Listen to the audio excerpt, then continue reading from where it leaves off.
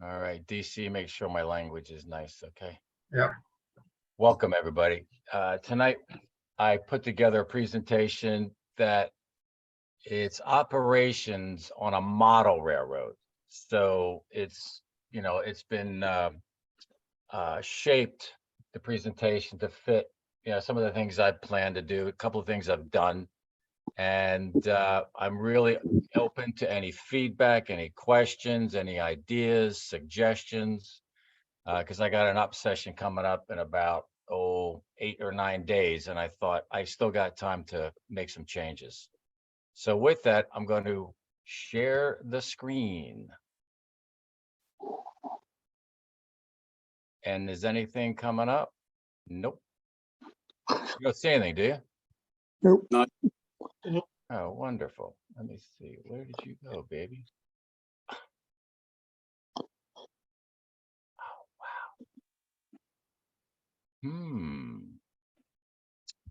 wow. Oh, this is lovely. All right. Well, talks amongst yourselves. Okay.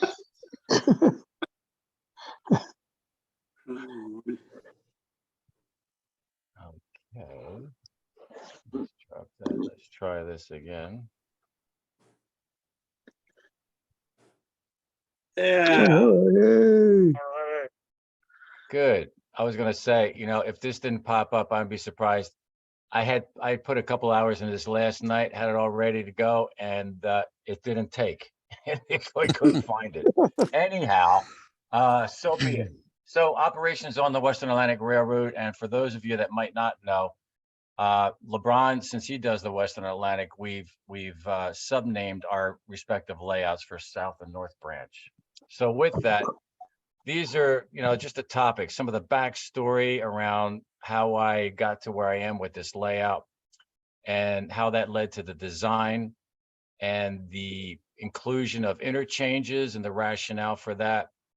The freight that through some research on some of the old records and annual reports, I was able to glean and get some input from LeBron. And then, just some points about the operations.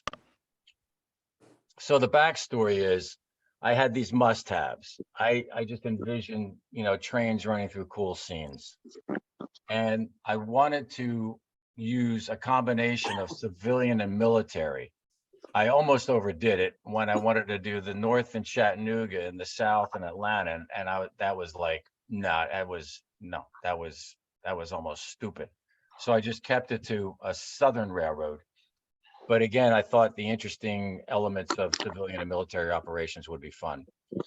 The research showed, as we've had so many conversations around, the colors that were available were cool. And I wanted to be able to have a variety of those and locomotives, whitish aisles, whitish. So we made some changes as a result of them not being too wide.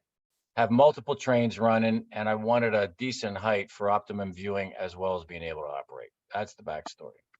So this was probably the umpteenth design I did with Rail Dreams. And he told me I had to make a move because what he was building for me wasn't even a deposit for what he does. I'm like, okay. So you have Atlanta up at the top, and then the original design was going to have some fortifications along the route. I really was curious to do a battlefield because I had so many daggone figures. But before we got there, I thought, okay, big shanty, got some decent trackage for long trains. And I was going to do Alatuna Pass as a view break and then hit Etowah because what I saw LeBron do, I thought, wow, it'd be cool to have a furnace and an ironworks there. And then coming through another view break down here and then a huge battlefield into Kingston, and then over into Resaca, because there was a battle there I was thinking about replicating. And then up and around to Dalton, only because I'd been there and it looked like another cool place to have some multiple tracks. Then I was going to put Tunnel Hill right here over the walkway up the stairs. And then the Beanpole Bridge I thought was just cool. Then after I realized the Beanpole Bridge wasn't anywhere near south, I said, okay, we can't do that. And then into Chattanooga. And then there was a little hidden staging I was going to do in the back with these dotted lines. And then we had a lift out for a while so I could run continuous trains. So that was the original game plan. And then I landed on this, which is almost what it appears to be today. You can see the angle on the Atlanta section, which we've moved, I guess, a couple of years ago. And then you have the car shed. I moved the fort. Actually, I didn't move it. The idea was to move it, but LeBron did a magnificent job building this redoubt. And then I thought, scenic opportunity. Let's put Kennesaw Mountain in here. And I wanted to include some other water features because it was pretty empty. So we got a little creek running through there. And then DC's done a magnificent job building fortifications along that cut. And then you swing down into Big Shanty, and you can see I really extended the tracks there so I can have multiple trains hanging out. And then for those of you that don't know, Tunnel Hill was nowhere near Big Shanty. Yes, I thought, yeah. But this is where your space kind of dictates what you do and what you can't do. So that fit real well. And then another water feature, this would be the West Chickamauga Creek, and it swings into Kingston. And I wanted to do, a classic Southern mansion. And I was actually looking at Tara and building that. Then I found out the story about Barnsley and visited there, got a book, and a buddy of mine, Christopher, did a magnificent job building the mansion and the gardens. Again, there was some multiple features with track opportunities and operating opportunities I thought would be cool. Resaca went out. I kept in Ustinula Bridge, and I built the bridge based on and this scene based on Bill Fuller, or not Fuller, Wilbur Kurtz's painting.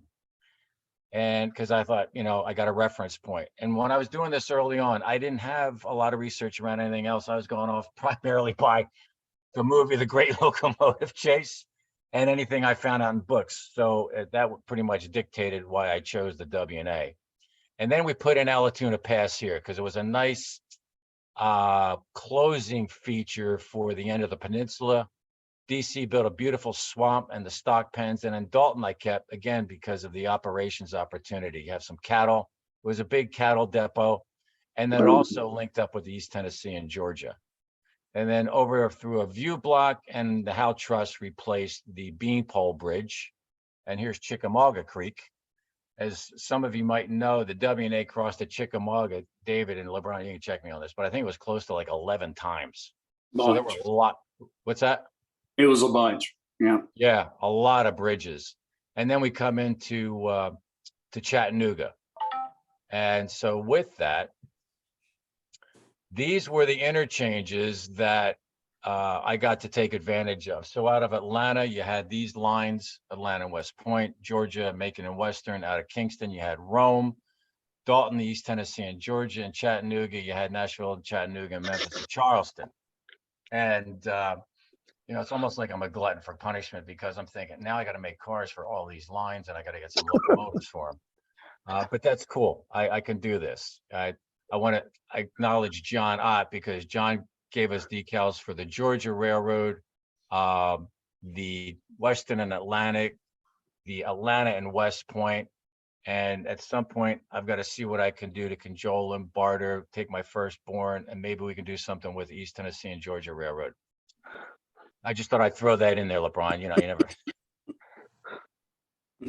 All right. Okay. So just to review again. So with Atlanta, you had the Atlanta West Point coming up from the south and the Georgia Railroad coming in from the east, I believe. And then there was the Macon and Western, which these tracks are pretty much dedicated to. So we have the Macon and Western Depot. There's a lard oil factory where cattle would be deposited for processing. And then with troops here, you can also bring up troops or send troops out. So there's a lot going on with Atlanta, which I'll speak to later. And then if you swing on over to Chattanooga with the Nashville and Chattanooga and the Memphis and Charleston, clearly there's huge opportunities for different products that would come and go out of here. And again, I'll speak to what went in and out of these stations in a short bit. with Dalton, as I mentioned, East Tennessee and Georgia, which was pretty much like a, what do you call it? A direct line right in there versus needing to go to Chattanooga and out again. And I think, I'm not Hey, sure. Does Thom? anybody know when that was built? Was that after No, East it was, Tennessee and it- Georgia? That was before, probably the 1850s. It yeah. was that early. Okay. Got it. Tom, Yeah. one thing I just noticed on the diagrams is in the upper right-hand corner there by Judge Hook's house. Yeah. There is now a turnout that leads into hidden staging. Oh, that's right. Yeah, there is a turnout that goes out of here and goes behind. It's a single track that has two staging tracks that I'm going to include in the op session next Saturday. That should be interesting. Thanks for that. And you can see this dotted line here. This swings back into a cut to give you the illusion that it's coming from East Tennessee. And so we're gonna have a train that'll be operating out of there as well in a week or so. Next. Okay. So some of you might be familiar with this. It's one of the tables that were pulled from one of the, what do you call it? Annual reports. And I just highlighted on the left, these are the stations at Alatoona, Kingston, Dalton, Chattanooga, Rome. Excuse me. Then you have East Tennessee and Georgia, Nashville and Chattanooga and et cetera. And what's cool is, let me just zoom in a little bit here. You can see how it labels everything that went out of these towns. Wow. So you got cotton bales, cornmeal, wheat, rye and something, oats, bacon, lard, butter, bushels of lime. That came out of Kingston. That was like one of the only places lime came from, I guess, since it was connected to Rome and the river. Bar iron, pig iron, pounds of, I don't know what the heck that is. castings. Castings? Yes, Get up there. Who said that? Dave. Dave, thank you. Castings. Wow. So castings, probably iron? Yeah. Okay. Pounds of flour, hay, feet of lumber. So you can see there's a whole lot of stuff. And my need is to really condense this into things that do not overcomplicate the joy of running the trains. So this is what I've been able to discern in and out of Chattanooga. I'm really willing to be challenged or added to this list. So I was assuming, since Atlanta had so many factories, that leather goods would come out of there, maybe even uniforms.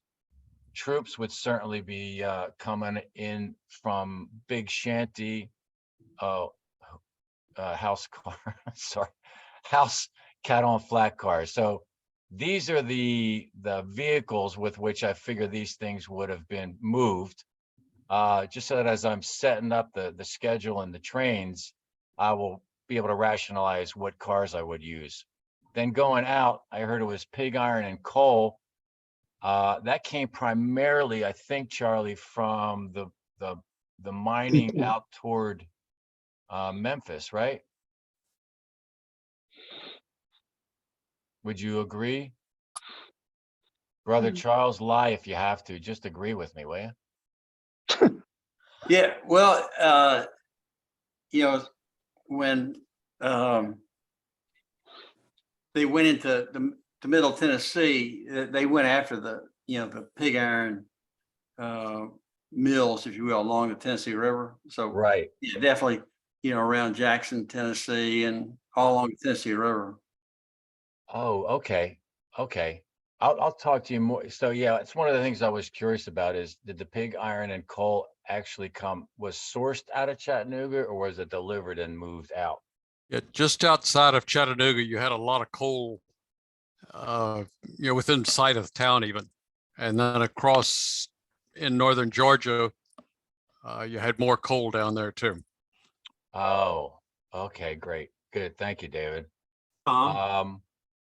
So if I'm shipping out coal, is it reasonable to think that that would have been in flat cars more than house cars? Coal, that is. Well, I'm blanking on the name for the car with the little short sides. Platform. No, Gondola. Coal, Jimmy? Gondola. yeah, they got Gondola. so that Okay. actually that was primarily used on the M&C and the National in Chattanooga. They had little, and the sides were only about 12 to 18 inches high.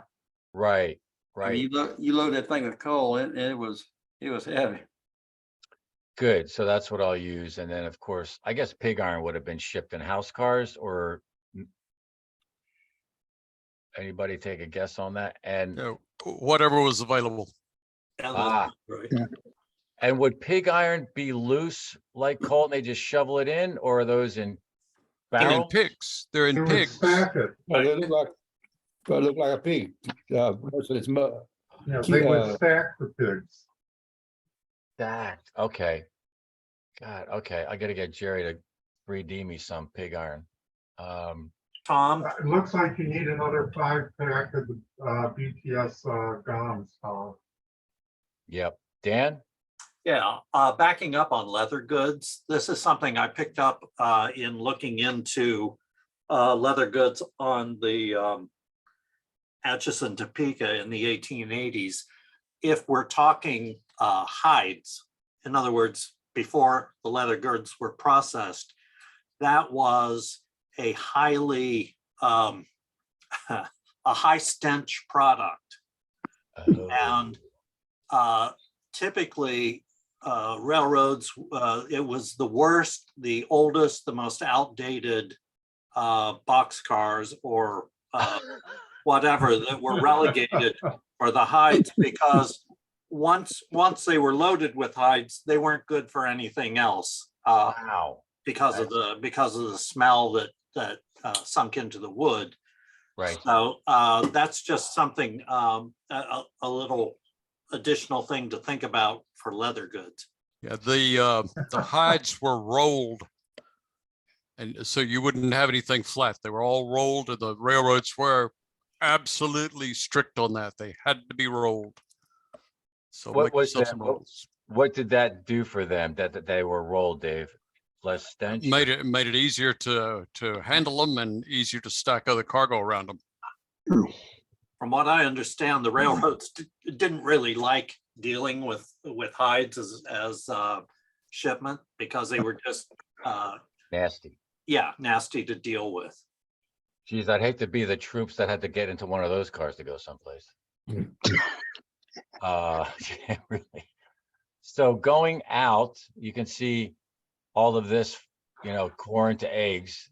I'm presuming house cars, all the cattle cars, refugees, because right around the time that I model this, which is August, or no, the summer of '63, who was it? What was the Union General, LeBron, that was marching on the Chattanooga?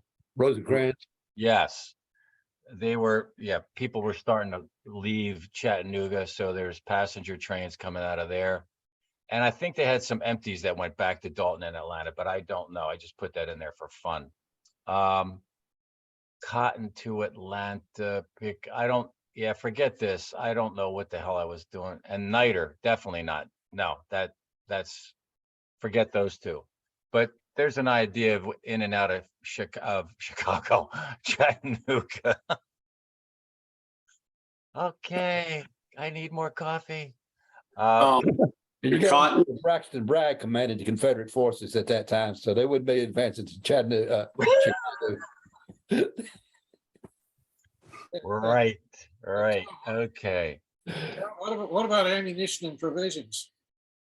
What's that? Say, what about ammunition and provisions? You got all these Confederate troops in the area. They all need Boxcars. I'm thinking back to the Great Chase, where every other train they met was an ammunition train. Wow.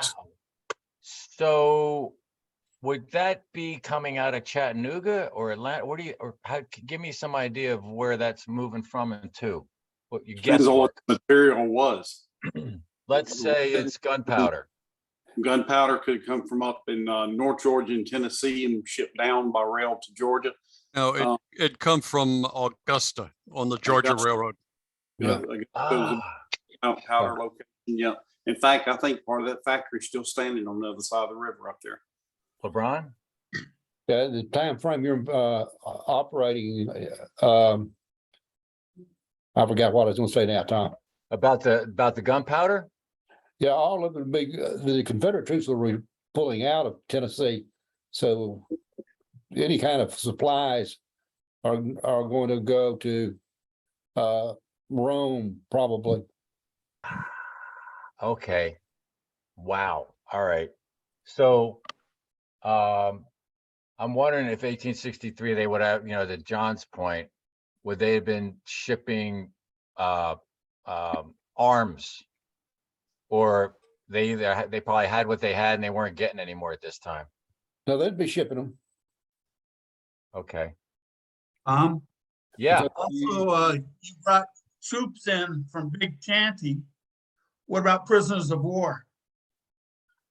Yeah, I considered that, but I thought, you know what, that's overcomplicating it for me at this point. I can't, there's just, I'm trying to take what would have been mostly going on. That would be an interesting one to do as a operations element. That's a good thought.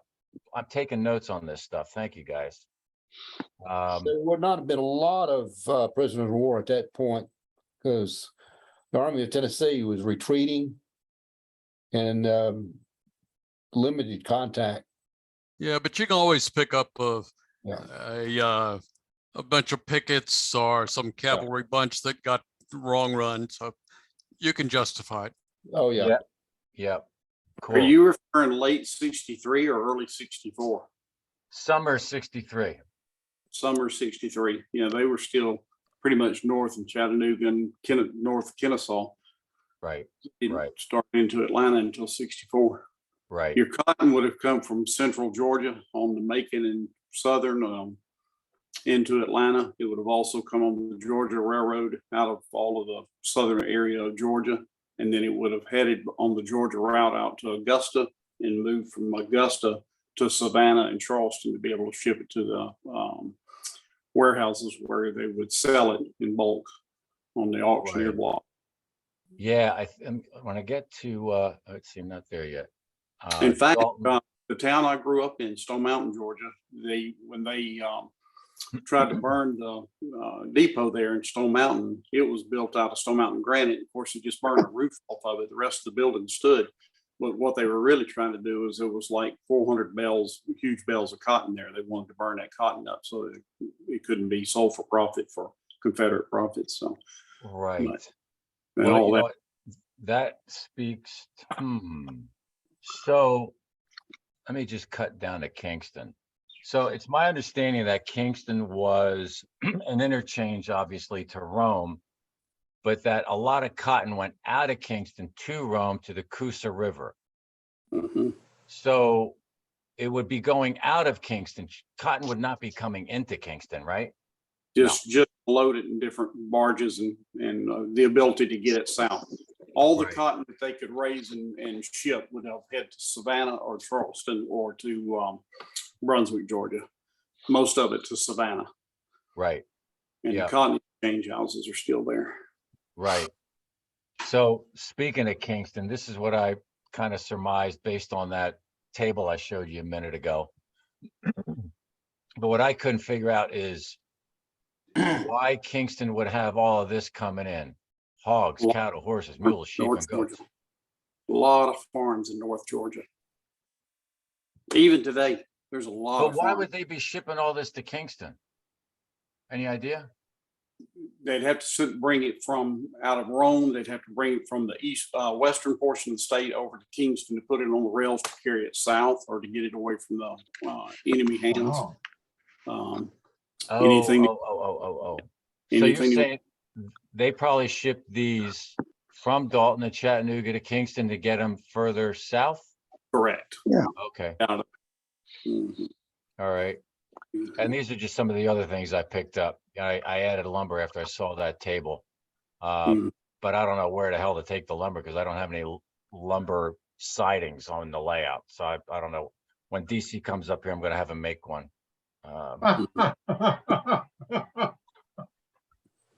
You laugh. Thank you. Atlanta, we talked about. Kingston, we talked about. So here's where I surmised in terms of when I think about cars, with the platform cars, manufactured goods, and what I got to add on to this is pig iron and coal. And the house cars would have hauled troops, bulk freight, hay bales, manufactured goods, cattle cars, flat, etc. Tom, Yes, sir. the Atlanta and West Point would have been one of the busiest rail lines into Atlanta. Columbus was second only to Richmond in war production for manufactured goods. Correct. Oh, so the Atlanta, whoa, wait a minute, let me get back up here. So Atlanta and West Point would have been bringing all kinds of stuff up from Columbus. Yes. Oh, I mean, they made everything, uniforms, rifles, cannons. There are two Napoleons in the infantry museum in Columbus right now. Mhm. Seems to me too, Tom, you said this is summer of '63. The Battle of Chickamauga didn't happen until September 19th. And after that was the siege of Chattanooga by Bragg's army. And so it seems to me that during the summer, there would have been a lot of stuff going north in terms of military supplies and stuff. Yeah. So all Gunpowder. along the roads.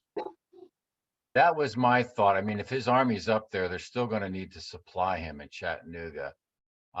So yeah. I mean, the plausibilities are all over the place, which I enjoy because it gives me some flexibility.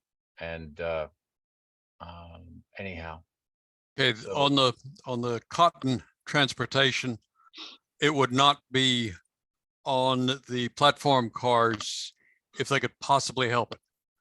Keep it dry. If you put it on the platform cars, there are several forms you had to sign off, absolving the railroad of responsibility. It became a That's right, Confederate Dave. government thing because they were Yeah. it's a bad place to be. They would be in a house car. That's right. That's very good. That's very good. So now, I don't know if anybody recalls, but Jerry Daub a while back produced a 3D rendering of what he found is a diagram of a true cotton car, like cars that were built with a large door for cotton bales. Anybody know anything about that? Never seen one on a list of cars.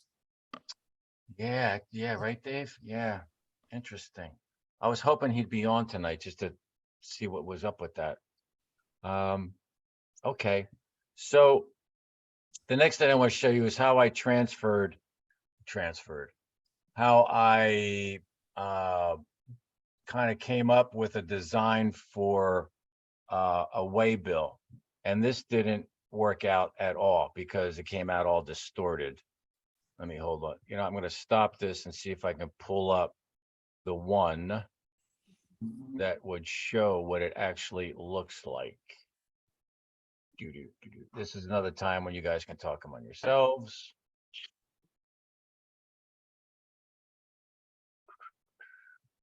Hey, Tom, Yo, looks like you need to make a bunch of loads for those Mantua platform cards you have. Whole loads. yeah, I agree. Would you bring some down with you? That would be really great if you could do that. Or I can get LeBron maybe to ship some up. All right, here we go. Come on. You was I'll talking ask. lumber. One of the things shipping lumber for it, the summer '63, they constructed a number of hospitals along the line, Western Atlantic line. They abandoned them in the summer, then reopened them just for Chickamauga. These were, Field they were hospitals. At, I believe it was Tunnel Hill, there was one where they said wounded to be, go through triage, then they ship them on down to Marietta. Later on, Columbus, both of those cities had a lot of hospitals in them. oh yeah, you know what? I took real license. There's this interesting photo where it shows a platform and all these canvas drapes over it. And I was reading in, he was in charge of all the hospitals along the WNA or with the Army of Tennessee, Stout or somebody. Yeah. And he wrote about how they had these transfer platforms where, for like what LeBron was saying, when they had men that needed hospitalization, they built these small platforms and put them on there for the trains to pick them up. So I built one of those in Tunnel Hill. But here's my, is it gonna come up? What the heck? Put you there. And hang on. In fact, the hotel that Andrew stayed in before the raid was a hospital in '63. Oh. You know what? That sucker. So you can't see that, can you? Nope. Nope. Well, it was a waybill that I designed that evidently is choosing not to come up. And what I did was, it's the 8x11 piece of paper has based on the train. So the crew gets that and it lists all the stations and the stops and the cars that get dropped off and picked up and the timing on those. And I was going to go to something a little bit more prototypical where, and check me on this too. When the conductor, I guess it was the conductor that traveled with each train, didn't he have a schedule of all the trains that would be on the line so he knew Yes. where there would be meets? I thought he did. Yes. Yes. Mhm. And then I guess the waybills for those of us that do operations once in a while, the car cards are supposed to replicate the waybills that somebody would have been holding in a valise or something, right? I mean, there had to be a stack of waybills so that when goods were dropped off or picked up, they had that paper exchange. When you interchange cars, yeah, but generally, from my experience, we just carried a switch list. The bills would be handled by the freight agent. Oh, okay. Yeah. Yep. Got it. The U.S. military practice did not have a drop-off. There was a sign up, they were just assigned to there, but they were operating inside a military system. Right. So the cars station they were supposed to and got dropped Got it. and Okay. got some conductor with where it was delivered. Cool. All right. So since that's not going to come up, oh wow, nothing's coming up here. What the hell is going on with that?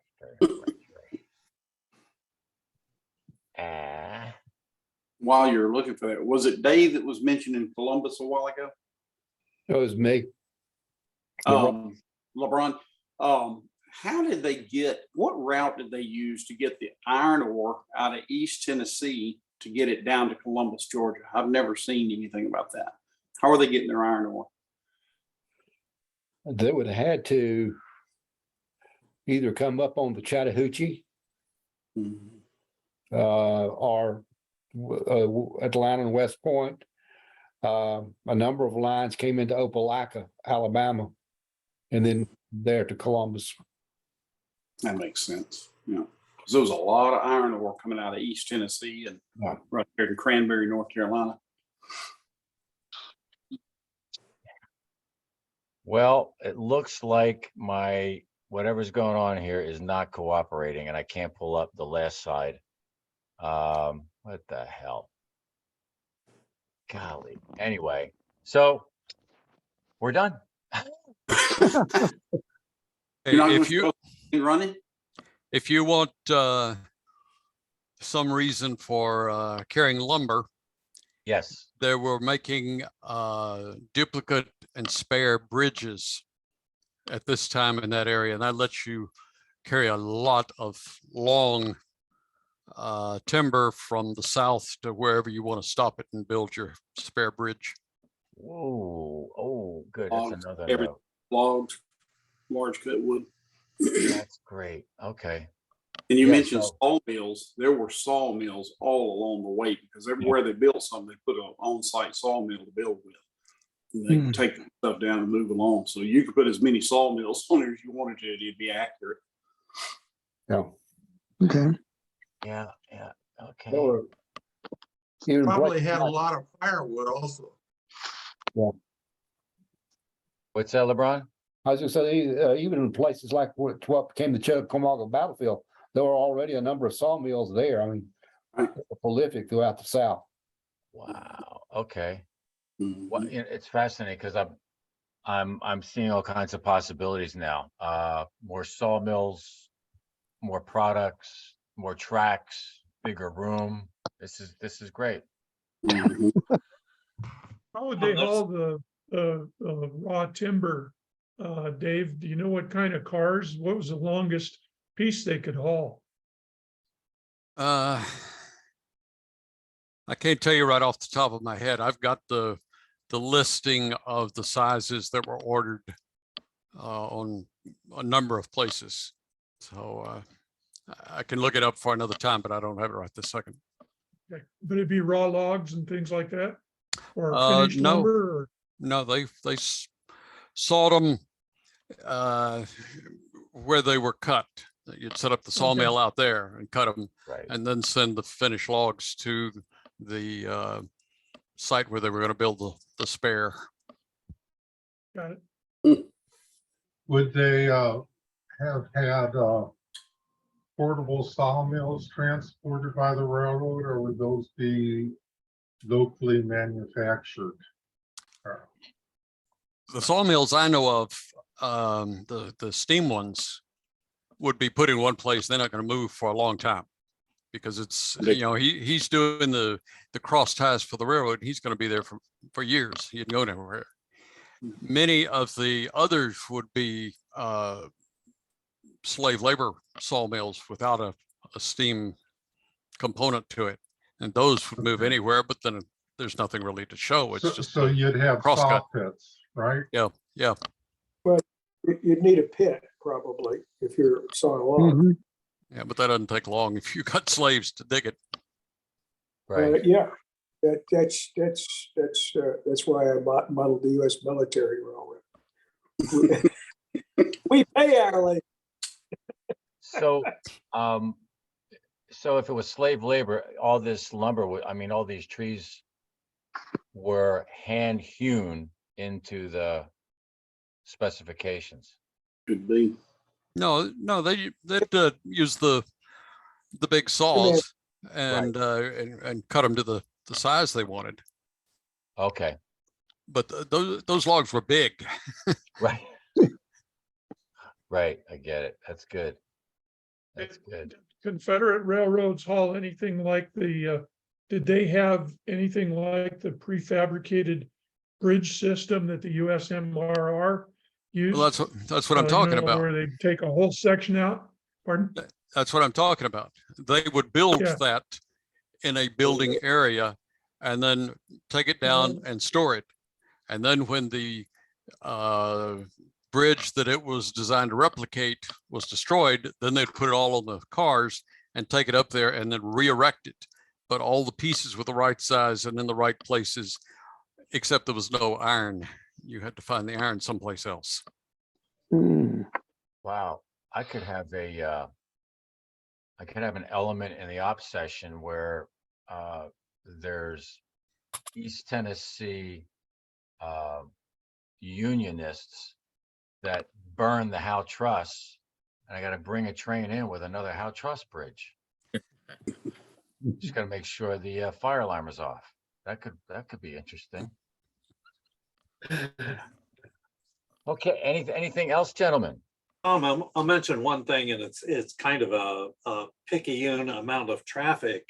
But have you considered anything that made it through the blockade into whatever port that the blockade runner happened to make it into would have probably passed through Atlanta, whether it was coming from a Gulf port heading north or coming from Savannah? I mean, any or all of that stuff is probably going to end up having to pass through Atlanta by rail. More was probably, That's interesting. Would you say, Joel? more was probably coming in through the Carolinas. Wilmington, yeah. But Yeah. that's a plausible. But Well, the stuff then- that the stuff that was coming in would be shipped in boxes and barrels and kegs. So you wouldn't need to show on your layout what's in that barrel. Yeah. Right. Yeah. What year did the Huntley go through Atlanta? Was it 63? That's an interesting question. Because it was shipped from Mobile to Charleston. When did it sink the first time? Let me look it up. There's a record of it going. I remember you saying that, Laura. Yeah, because you had that modeled on your layout. Why did it go through Atlanta? They built parts of it in Mobile, didn't they? Am I They right did. on that? The first sinking, I think, actually occurred in Mobile.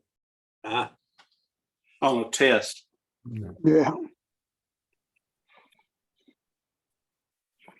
Let's see. Eventually the Huntley ends up in Charleston Harbor. Yes. Correct. I'm thinking it must have traveled on the Memphis and Charleston. I mean, we probably went from on the Mobile in Ohio to the M&C and the M&C over.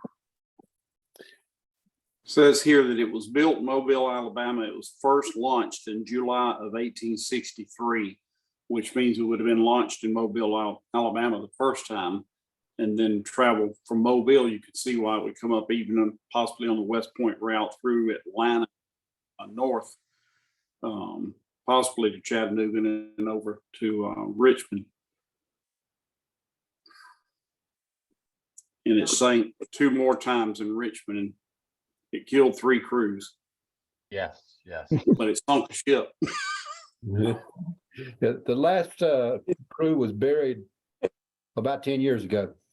To put them all back together in one. I've been there at that cemetery. It's a nice memorial for them. Right. Very Hey, nice. I participated in the funeral for the last crew. Did you really? God bless you. That's awesome. Yeah. That's awesome. Did you go over and see the Huntley there where they got it in storage or where they got it on display? At the time, I was not able to. Is that right? Yeah. You Yeah, all they're- you need to go see that if you ever get an opportunity. It's worth going to see. Yes. Mhm. Work. Damn, I thought I had it where I could show you this one last slide, but dadgummit. When you see the size of that thing and know those guys crawled down that little tiny hole and sat there on a hand and moved across that bay, they were some brave guys. Had a lot of faith in what they were doing. They were infantry. Not Navy, huh? They were not. It was commanded by an infantry officer. Yeah. It's kind of a crazy thing. That's another synonym is base plates. Have you ever heard that term, base plates? No. If you have a mortar crew, the heaviest part of a mortar is the cast iron base plate. And the guy that always was assigned to base plate, carrying the base plate duty, was not the one that was adjusting the sights. Let's put it that way. yeah. I believe if I'm standing on that dock and they ask me to get down that boat and it's got a big old charge mounted on the front of it and they want me to drive it to the side of the ship, I'm gonna say, no, I'm gonna stay here with my wife. I'll see you when you get back. All right, Yeah, good I've got the links of the wood for one of the bridges. This was for the Watauga Bridge on East Tennessee and Virginia. And it's on my website. 35,000 board measure, 25 feet long, and 63,000 under 25 feet long. The longest I see in the list looks like 30, nope, there's 44 feet. Yeah, there's Wow. a whole bunch of 44 footers. Wow. 40 footers. Whoa. Mhm. Well, the Honda was 40 foot and they carried it on two flat cars. So it would be, they could do the same thing with lumber. Yep. Good point. Mhm. Seems to me we ought to have a sort of a contest between Charlie and Thom to see who comes up with a Hunley on their railroad first. LeBron's got us both beat. He's got it Oh, has already. he got one already? I'm Yeah. sorry, LeBron. Sorry, I've got a Huntley too, so, but Oh, okay. All right, forget it. Contest is over. yeah, I have it, but I have absolutely no reason to run it. Right. Yeah. But that's the advantage of a wargaming scale. Oh, wow. Do Civil War, I have do Civil War naval battles, so I have plenty of little trinkets. So, Mhm. so one of those just happens to be a Huntley, and then some Maury boats and some other things in that. So Mhm. come up, anybody who doesn't get to operate, they can go over and fight a battle, the battle of their choice, There you go. as long as it's Gettysburg. Oh, I have all the buildings. So, oh, we can do Manassas too.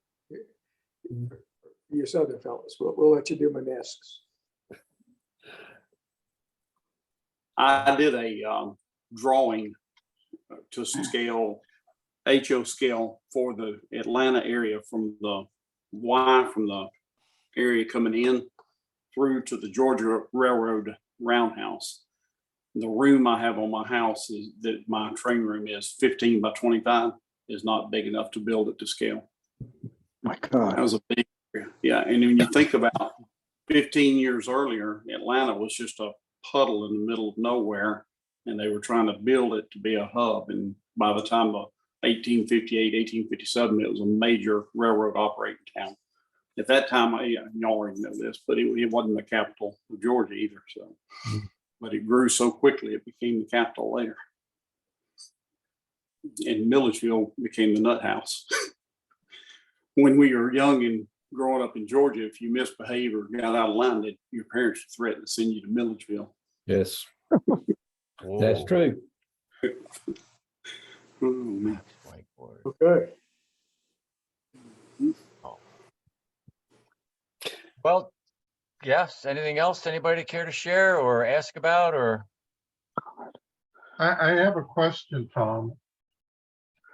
How many pages of notes have you taken so far tonight? One page, one very big page. Written all around the perimeter. Yeah. Yeah, it's A great. lot of good input. I know Yes. it was really a lot of fun. This was very self-serving. So thank you guys for your contributions and your patience. And I'm sorry to get this last slide up, which was a really cool, what do you call it? It was a video.